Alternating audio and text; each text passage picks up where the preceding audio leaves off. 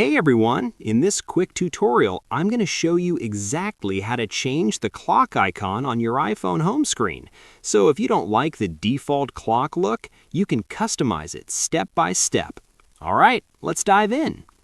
Start by finding the clock app on your home screen. Now press and hold on the clock icon. Make sure you're holding it, not just tapping it. If you tap it, it'll open the app, but if you long press, a menu will appear. Once the menu pops up, you'll see options to change how the clock looks.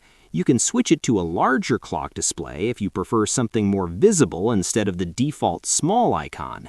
Just tap the option you like and it will update instantly. If you want even more styles, here's another method.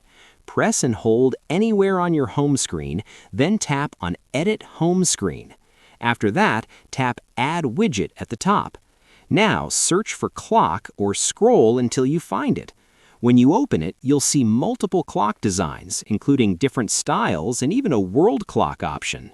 Swipe through the options and pick the one you like, then tap Add Widget. It will appear on your home screen right away.